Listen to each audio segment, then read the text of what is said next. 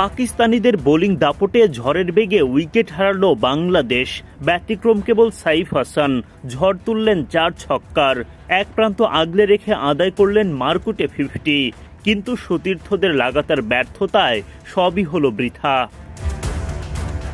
পাকিস্তানের দেয়া 228 রানের বিশাল লক্ষ্যে ব্যাট করতে নামে বাংলাদেশ, কিন্তু শুরুতেই উইকেট হারান নাঈম শেখ। 4 বল খেলে মাত্র 5 রান করতে পারেন এই ওপেনার।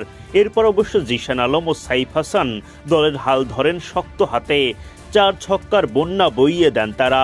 পাওয়ার প্লের 6 ওভারে বাংলাদেশ তোলে 74 রান।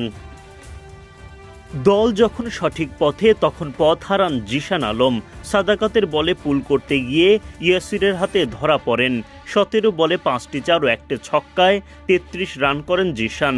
দলীয় 92 রানে দ্বিতীয় উইকেট হারায় বাংলাদেশ। 8 বলে 6 রান করে ফয়সাল আকরামের বলে উইকেট হারান আফিফ হোসেন ধ্রুব। মোহাম্মদ ওয়াসিম স্বীকার করেন 50 করা সাইফ হাসানকে। 32 বলে 5টি 4 ও 3টি ছক্কায় সাইফ করেন 57 রান। ছক্কা হাঁকিয়ে আশার আলো দেখালেও ওয়াসিমের ফাঁদে ধরা পড়েন মাহিদুল ইসলাম অঙ্কন। 121 রানের মধ্যে 5 উইকেট হারায় টাইগাররা। 10 বল খেলে 3 রান করে উইকেট হারান মাহফুজুর রাব্বি। অধিনায়ক নুরুল হাসান সোহান করেন 16 বলে 22 রান। 143 রানে 7 উইকেট হারায় বাংলাদেশ। এরপর আর ঘুরে দাঁড়াতে পারেনি, ফলে টাইগারদের হারিয়ে দারুণ একটা জয় নিয়ে মাঠ ছাড়ে পাকিস্তান। বৃহস্পতিবার টপ এন্ড টি-20তে মুখোমুখি হয় বাংলাদেশ এ দল ও পাকিস্তান শাহিনস। টস জিতে নুরুল হাসান সোহানদের আগে বোলিংয়ে পাঠায় পাকিস্তান। দলটির হয়ে ইনিংস শুরু করতে নামেন খাজা নাফে ও ইয়াসির খান।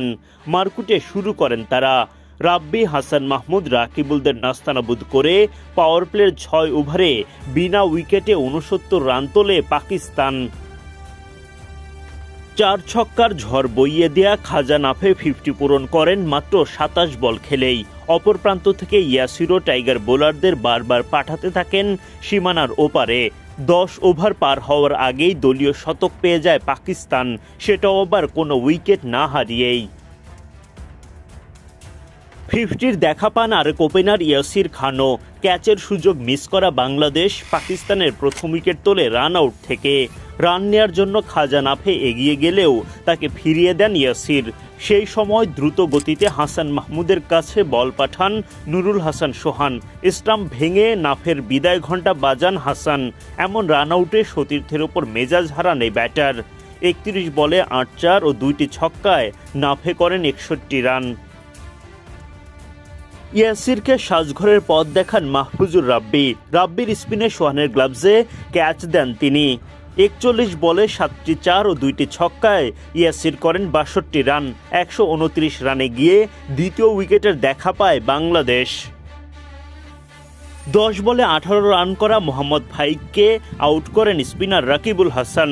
4 ছক্কার ঝড় তুলে পাকিস্তানকে 200 রানের গণ্ডি পার করে নিয়ে যান আব্দুল সামাদ।